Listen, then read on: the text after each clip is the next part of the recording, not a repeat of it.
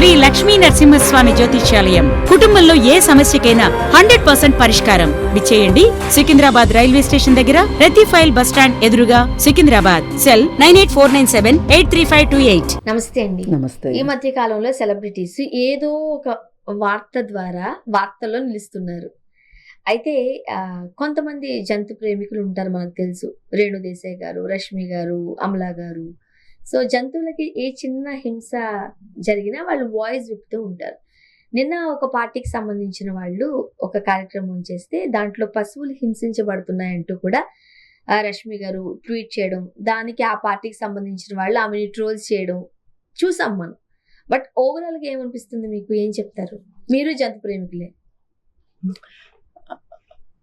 నేను అసలు ఆ బండి మీద ఆటో పెట్టడం ఏంటండి, ఎంత వినూత్నమైన పోరాటం అయితే తప్పితే. ఇప్పుడు అంతగా ఈయనకి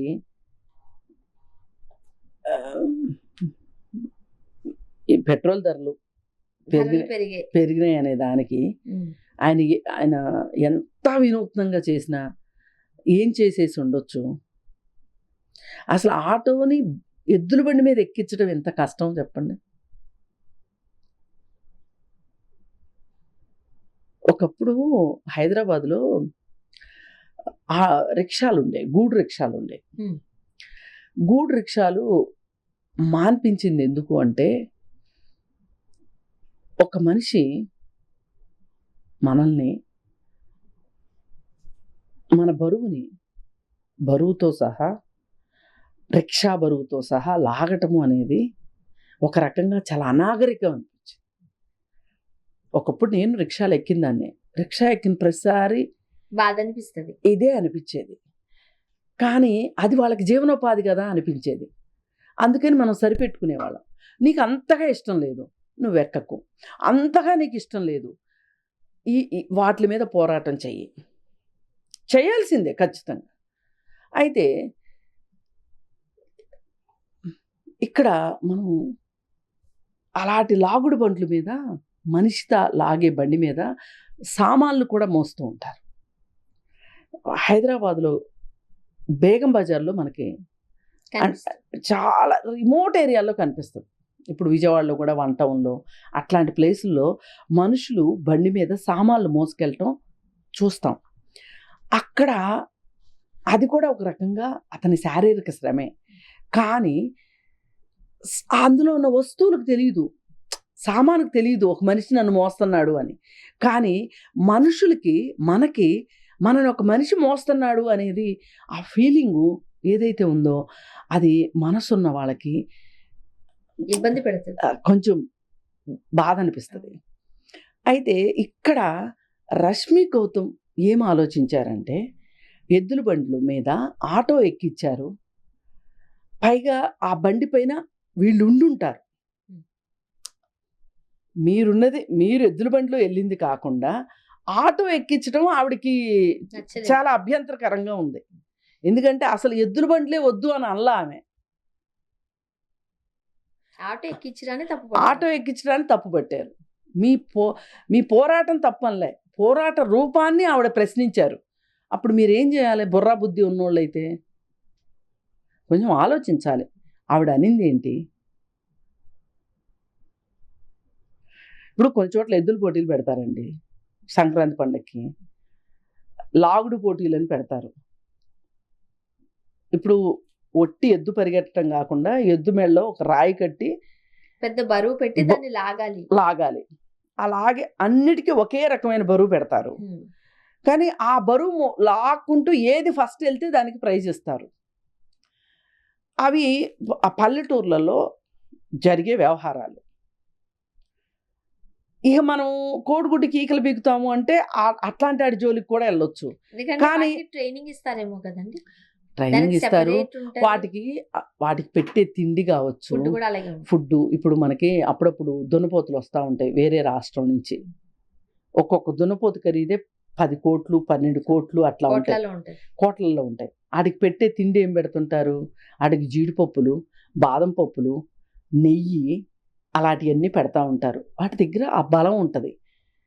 సరే, కానీ ఇక్కడ ఎద్దుల బండి పైన ఆటో ఎక్కించటం అంటే అసలు మీరేదో ఏదో ఏదో అంటారు చూడండి, పిచ్చి ముదిరింది రోకలు చుట్టండి అన్నట్టు వెర్రి వెయ్యి విధాల్లాగా మీకు వచ్చిన ఆలోచనే దరిద్రమైన ఆలోచన వచ్చింది. సరే, ఆమె క్వశ్చన్ చేసింది. క్వశ్చన్ చేసినప్పుడు అరే నిజమే కదా, తన అన్న దాంట్లో ఏదో పాయింట్ ఉంది కదా అనేసేసి దీన్ని ఇంతటితో వదిలేసి ఉంటే బాగుండేది. విఘ్నత ఉంటే గనక వీళ్ళకి. చేసిందే తప్పుడు పని. ఆ తప్పుడు పనిని ప్రశ్నించిన వాళ్ళని ఇంకాస్త తప్పుడుగా మాట్లాడుతున్నారు చూసారా. ఈ ఈ ఈ ఆమెని ఇష్టారీతిని అసలు మామూలు కామెంట్స్ కాదండి. ఒక పార్టీకి సంబంధించిన వాళ్ళు గట్టిగానే ట్రోల్ చేశారు. అయితే ఇప్పుడు ఈయన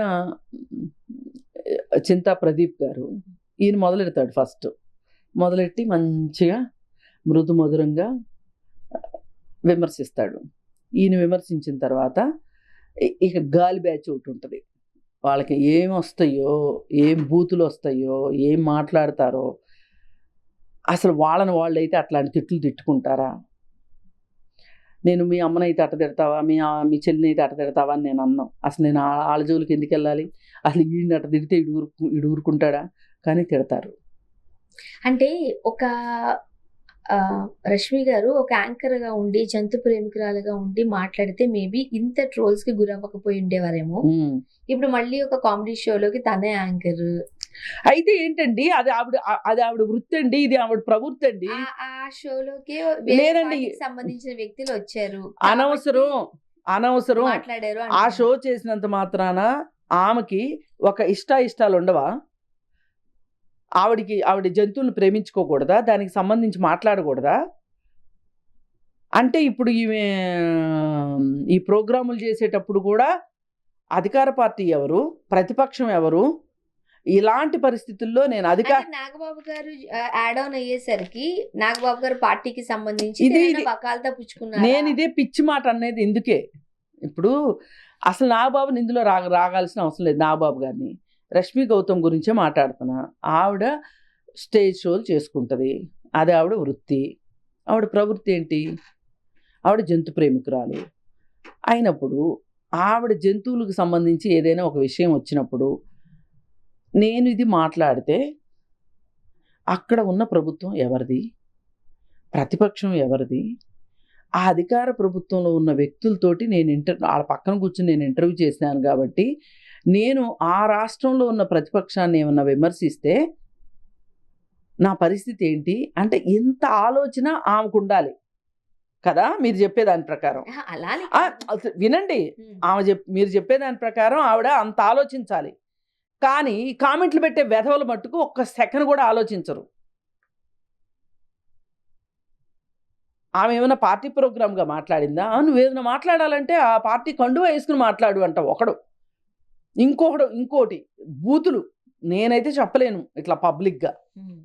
ఆ పెట్టిన వాళ్ళకి తెలుస్తుంది. అంటే రాజకీయాలకు సంబంధించి మీరు ఎవరైనా వచ్చారు అని అంటే మీరు కూడా మాటలు పడాల్సి వస్తుంది అని చెప్తున్నారు. అంటే ఇంకెవరు మాట్లాడకూడదా? అంటే రాజకీయాల జోలికి మామూలు వాళ్ళు రాకూడదా? అంటే రాజకీయాల పేరు చెప్పి రాజకీయాల్లో డబ్బులు సంపాదించుకుని రాజకీయాల్లో పోటీ చేసి మళ్ళీ పోటీ చేసి మళ్ళీ గెలిచి డబ్బులు సంపాదించుకునే హక్కు మీ ఒక్కళ్ళకే ఉందా? అంటే ఇంకెవరు మాట్లాడకూడదా? ఏం కామెంట్ చేయకూడదా? ఇప్పుడు నేను ఎన్నోసార్లు చూశానండి. ఒకసారి గ్యాస్ ధరలు పెరిగితే హైదరాబాద్లో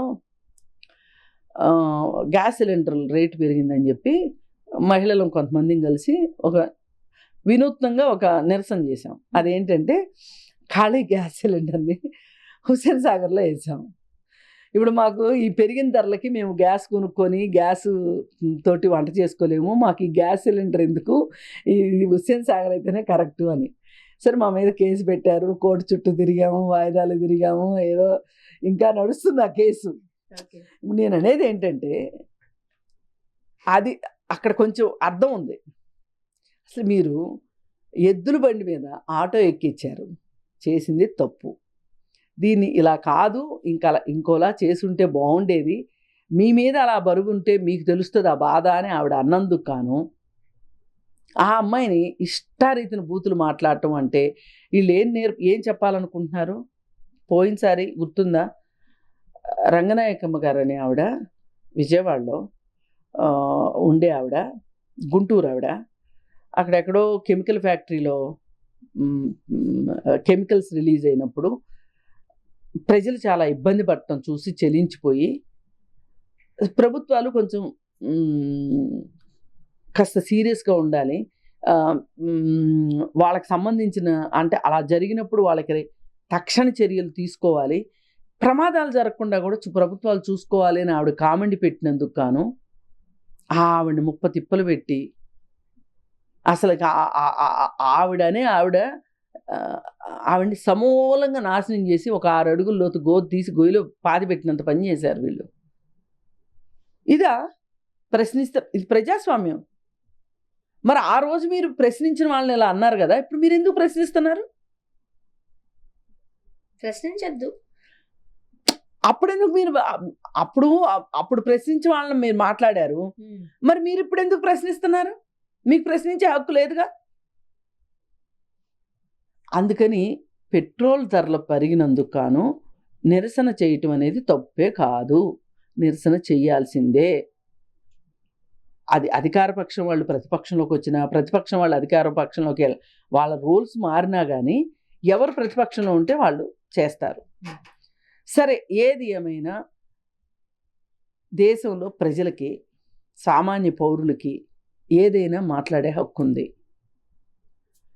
అంటే ఏదైనా వాళ్ళకి నచ్చని విషయాన్ని చెప్పే హక్కు ఉంది.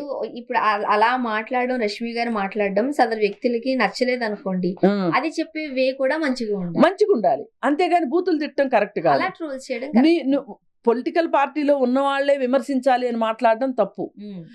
ఇప్పుడు అధికార పార్టీ ప్రతిపక్షంలో ఉన్న వాళ్ళని విమర్శించిన వాళ్ళందరూ కూడా అధికార పక్షానికి కొమ్ము కాసే వాళ్ళే అనడం చాలా తప్పు. ఇప్పుడు నేను చాలా న్యూట్రల్గా మాట్లాడతానండి చాలా సందర్భాల్లో, కానీ న్యూట్రల్గా మాట్లాడినా కానీ ఎప్పుడో ఒకసారి వాళ్ళు తప్పు చేసినప్పుడు మాట్లాడితే వాళ్ళు నన్ను వైసీపీ అంటారు. ఇప్పుడు వైసీపీ వాళ్ళు తప్పు చేసినట్టు మాట్లాడితే నువ్వు టీడీపీ అంటారు. ఇది కరెక్ట్ కాదు. ఇప్పుడు నేను ఏం మాట్లాడానని చూడాలి, ఇది ప్రజలకు సంబంధించిందా కాదా అనేది. ఇప్పుడు ఆమె మూగజీవాలకు సంబంధించి పనిచేస్తుంది కాబట్టి ఆవిడ మాట్లాడింది, ఆ స్టాండ్ తీసుకుని మాట్లాడారు. ఒకవేళ మీకు నచ్చలేదు చెప్పచ్చు, కానీ చెప్పే విధానం అది కాదు. సంస్కారంతో ఉండాలి. Thank you.